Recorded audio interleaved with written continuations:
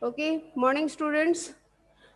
Today we will start with a fresh chapter, that is lesson 8 of civics, confronting marginalization. Okay, and as far as this chapter is concerned, have a look.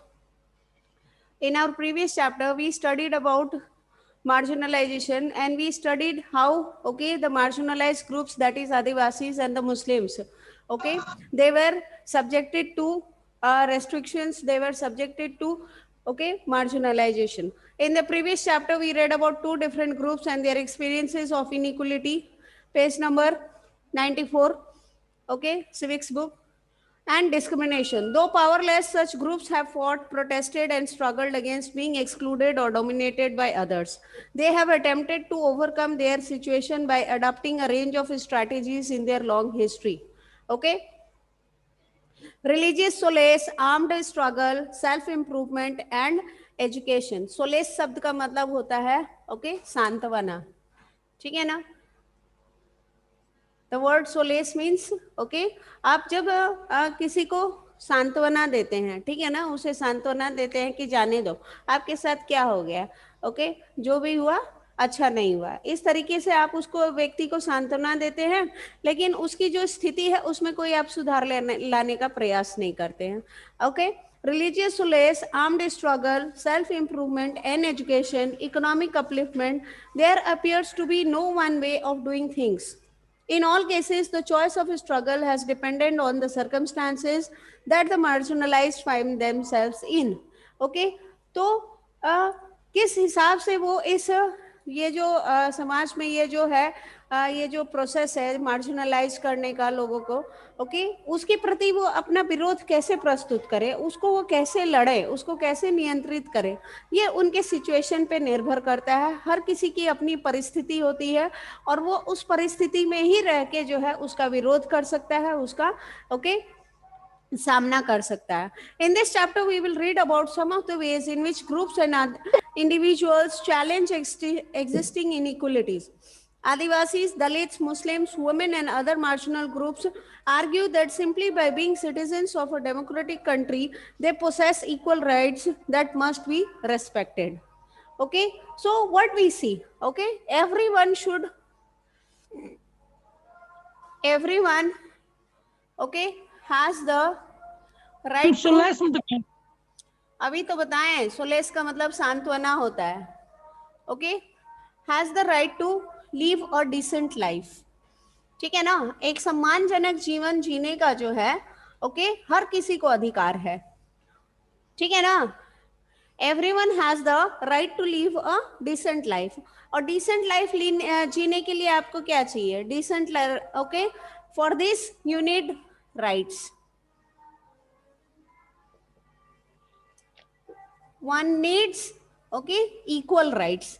समानता के अधिकार आपको होने चाहिए. ठीक है ना, ओके, अगर समानता के अधिकार नहीं होंगे समाज में तो क्या होगा, एक वर्ग जो है दूसरे वर्ग को नीचा दिखाने का प्रयास करेगा, और ऐसे में क्या होगा, आपके आत्मसम्मान को ठेस पहुंचेगी.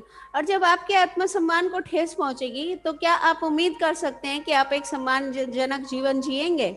हाँ, आप एक लो कास्ट को बिलोंग करते हैं, आपको कहा जाएगा कि मैं नीचे पैसे रख दे रहा हूं, तुम उस पैसे को उठाओ. आपकी क्लास सिविक्स के बुक में एक था, सिविक्स के बुक में क्लास 7 के एक चैप्टर था, ठीक है ना, जिसमें आप देख रहे हैं, I think it was the first chapter itself on equality. In that you see what of scene from the film Deewaar was given. ठीक है ना, दीवार मूवी का जो है दृश्य दिखाया गया था, जिसमें अमिताभ बच्चन के जो है अमिताभ बच्चन के जो बचपन का जो किरदार है, जिस बच्चे ने निभाया था, वो शू पॉलिश कर रहा है, और जो व्यक्ति शू पॉलिश करवाता है वो पैसे फेंक देता है. तो उस बच्चे का कहना होता है कि मैं मेहनत से काम कर रहा हूँ, मेहनत से पैसे कमा रहा हूँ, कोई चोरी तो कर नहीं रहा हूँ, तो मैं जब मेहनत कर रहा हूँ तो मुझे मेरी पारिश्रमिक सम्मान पूर्वक मिलनी चाहिए. ठीक है ना, okay. So everyone has the right to live a decent life, and for this equal rights are required. अगर समानता के अधिकार हम नहीं देंगे तो वो व्यक्ति अपमानित होगा और वो एक सम्मानजनक जीवन नहीं जी पाएगा. Okay, now see, Many among them look up to the constitution to address their concerns. In this chapter, we will see why the Constitution of India is something that marginalized groups invoke in the course of their struggles. As part of this, we will, look at how rights are translated into laws to protect groups from continued exploitation, and we will also look at the government's efforts to formulate policies to promote the access of these groups to development. All throughout the chapter, you will be studying about people belonging to the lower caste, and about their struggle, how they have struggled to gain respect in the society, and how they have tried to prove that they are similar to the rest of the society.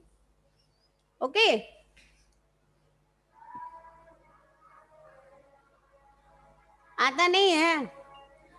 हाँ हाँ देख रहे हैं।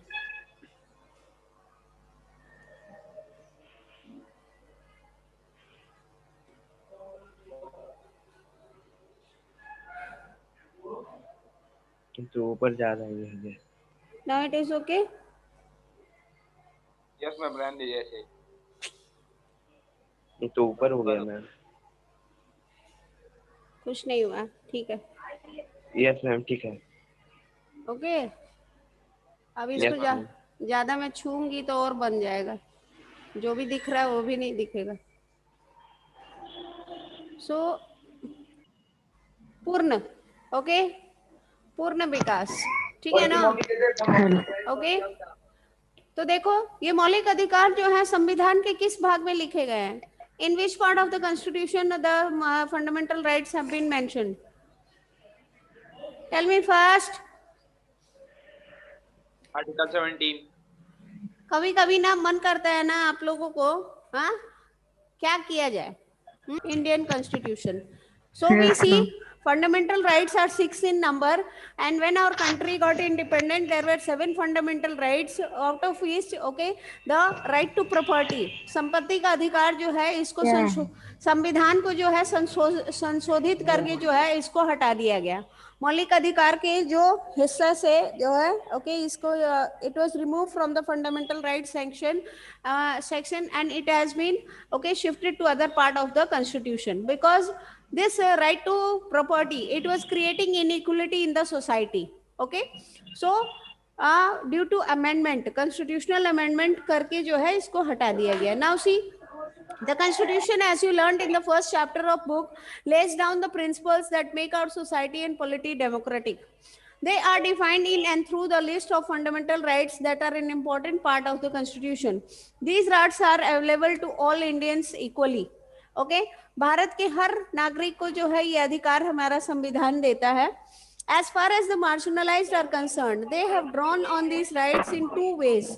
First, by insisting on their fundamental rights, they have forced the government to recognize the injustice done to them. तो 2 तरीके से जो है ये जो मार्जिनलाइज्ड ग्रुप्स हैं, उन्होंने जो है अपने इन अधिकारों का जो है इस्तेमाल किया है और सरकार को जो है प्रेशराइज किया है कि वो उनके हितों का जो है ध्यान रखे। कैसे? ठीक है ना? उन्होंने जो है अपने इन अधिकारों का हवाला दिया है सरकार को और कहा कि उनके हितों का जो है आपको जो है उसको जो है रक्षा करनी है। See, you can mark this part here. insisting on their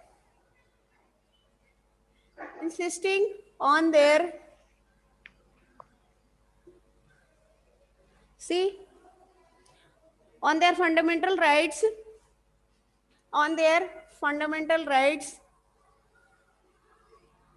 the marginalized groups,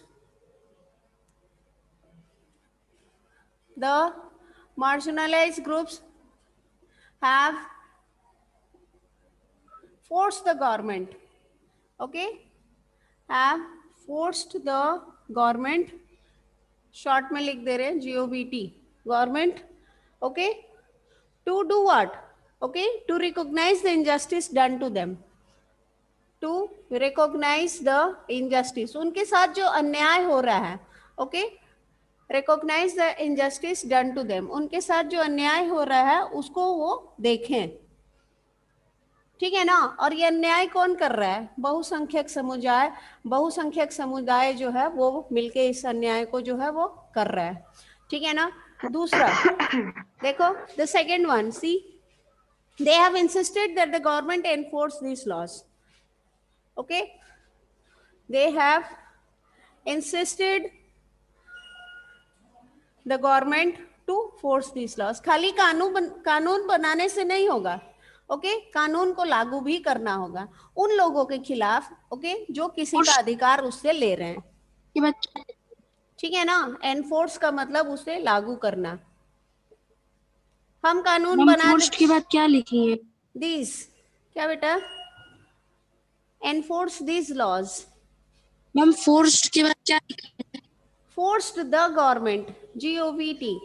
ma'am first वाले में हाँ, have forced the government, short form है गवर्नमेंट का, GOVT शॉर्ट फॉर्म है। आप पूरा लिख सकते हो, GOVERNMENT, गवर्नमेंट लिख सकते हो, ठीक है ना। So these are the two ways how the marginalised groups, okay, they have, okay, protested against the marginalization that is being taking place in the society by the majority groups. Now see, in some instances, the struggles of the marginalized have influenced the government to frame new laws in keeping with the spirit of the fundamental rights. Okay, यहाँ पे हम दो जो है, किसी book में आप देखेंगे आर्टिकल्स को अनुच्छेद भी कहा गया है, बट आर्टिकल्स को धारा ही कहा जाता है, ओके। अनुच्छेद हम शेड्यूल्स को कहते हैं। Now see, Article 17 of the Constitution states that untouchability has been abolished. Article 17 किस फंडामेंटल राइट्स के अंडर में आता है? मुस्कान सिंह, इससे जब मैं सवाल करती हूँ ना ये गायब हो जाती है। हाँ मुस्कान, Article 17 comes under which fundamental right? आपके पास सिविक्स बुक है, आपके पास सिविक्स का चैप्टर 1 है कॉन्स्टिट्यूशन, उसमें देखिए fundamental right section, okay. All the 6 fundamental rights have been mentioned there. Under which section right to untouchability will come? Ma'am right to equality, right to equality, समानता के अधिकार, ठीक है ना। समानता के अधिकार के सेक्शन के अंडर में जो है राइट टू इक्वलिटी आएगा, okay. So what we see, okay, we see that Article 17 states that untouchability is what? A punishable offense, and it is not to be practiced in our country. But when we went through the story, when we went through the cases of Om Prakash Valmiki, and we went through the cases of, okay, Adivasis and that of the Ansaris, okay, what we see? We see that untouchability is still being practiced. अभी भी हमारे समाज में जो है, okay, जो छोटे जात के जो लोग होते हैं, खास करके जो शूद्र होते हैं, ठीक है ना, okay, since Vedic period the society has been divided. Time and again I tell you people, okay, since Vedic period the society has been divided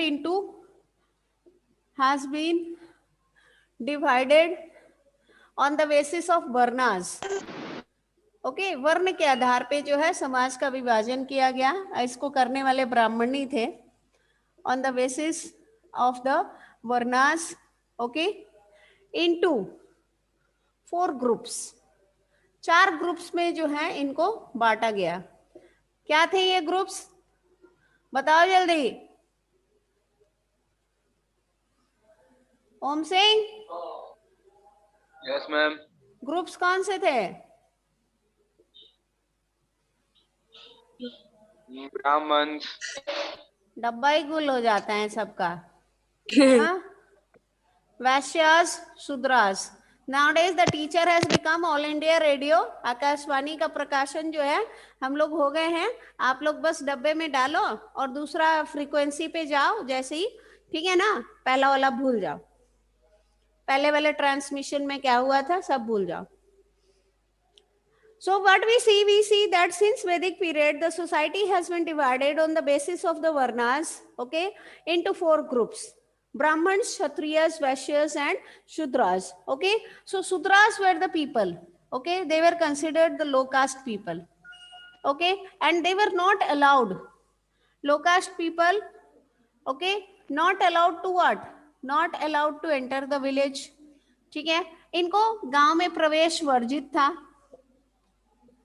enter the village, draw water from common well, जो गांव का जो कुआं होता था, ठीक है ना, उसमें से ये पानी नहीं पी सकते थे.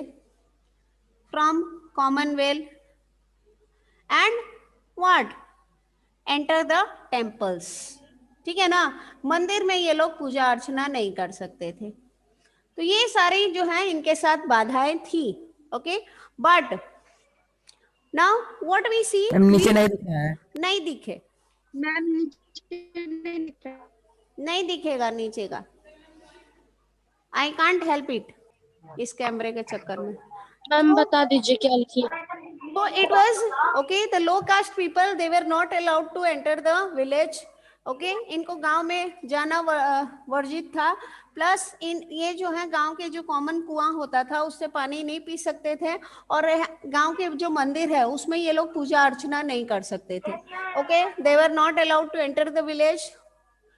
Okay, and draw water from common well and enter the temples. Now what we see that okay, because of this, but as far as the casualties are concerned, अभी भी हम देखते हैं कि अगर हमारे घर में किसी की मृत्यु होती है तो सारे कार्यक्रम हो जाते हैं, और जिस दिन 13वीं होती है, जिस दिन काम होता है, उस दिन जो है सबको खाना खिलाया जाता है. और लास्ट में जो है okay, this people the Shudras, they are called Dom, जिसे हम कहते हैं, उनको बुलाया जाता है और एक्सपेक्ट किया जाता है कि वो आप जो कुछ भी उनको दे रहे हैं. सत्यम कुमार, प्लीज म्यूट करो खुद को. पूरा पीछे का जो है मच्छी मार्केट जो है सुनाना शुरू कर देते हैं लोग. एक तो पेरेंट्स को कुछ समझ में नहीं आता है कि कम से कम बच्चे पढ़ रहे हैं तो वहां पे पक पक ना करें.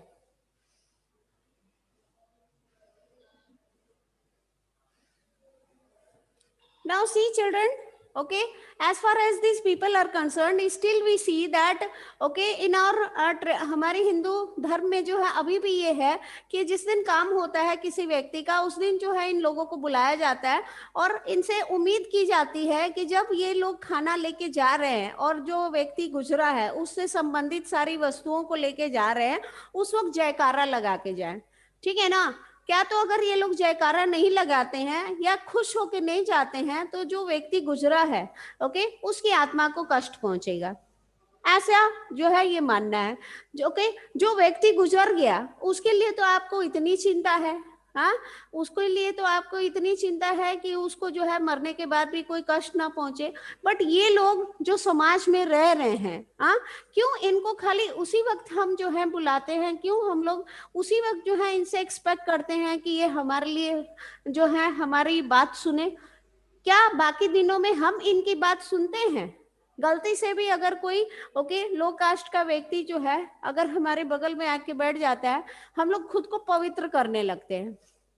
अगर आपने B.R. अम्बेडकर की कहानी पढ़ी होगी, क्लास 6 की बुक अगर आपको याद होगी, तो आपको पता होगा कि जब वो अपने पिता से मिलने गए थे, ठीक है ना, ओके, तो उनको कोई भी बैलगाड़ी वाला अपने गाड़ी में नहीं बैठा रहा था, क्योंकि वो महर समुदाय को बिलोंग करते थे. क्या तो बैलगाड़ी अपवित्र हो जाएगी. और यही व्यक्ति देखिए, उसने अपनी पहचान बनाई और आज के डेट में हर कोई उनकी पूजा कर रहा है. क्यों? क्योंकि हम लोग जो कुछ भी पढ़ रहे हैं, सोशल एंड पॉलिटिकल लाइफ, हम जो कुछ भी पढ़ रहे हैं ये उन्हीं की देन है. ये जो हमारी देश चल रही है, हमारे नेता लोग काम कर रहे हैं, PCS अधिकारी ये सब जो काम कर रहे हैं, किसको क्या करना है, कौन लिख के गया है? वही लिख के गए हैं, अम्बेडकर.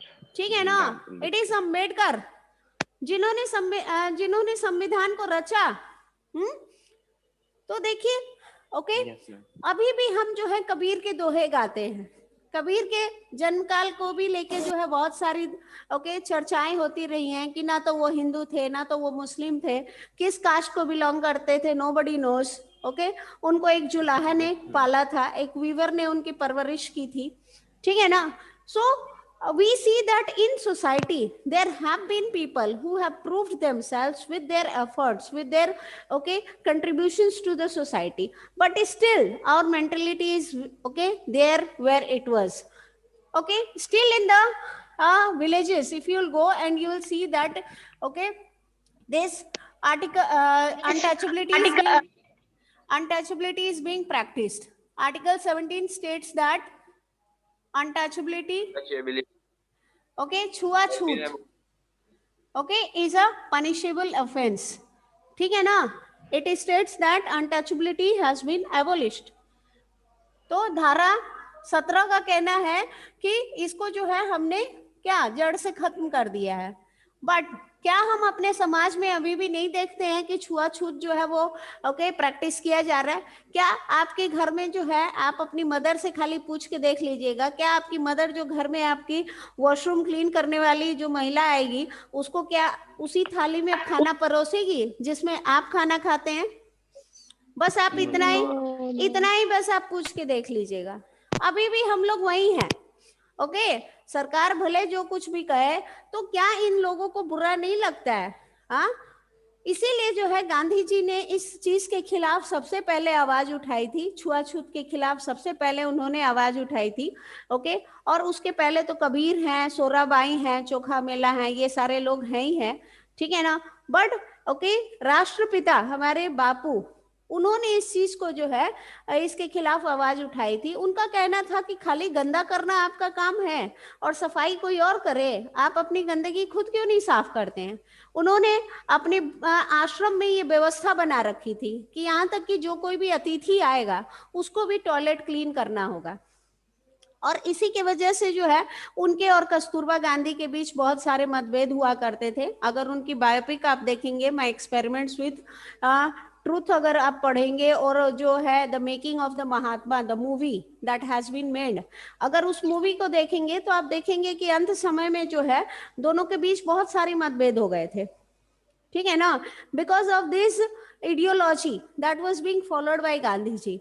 उसमें व्यवस्था थी. अब क्लास 5 की बुक अगर आपको याद होगी, आपने ईवीएस जो पढ़ा होगा, तो उसमें देखा होगा कि जो लोग आते थे आश्रम में उनसे कहा जाता था कि you will have to clean the dirt, and how the dirt was cleaned.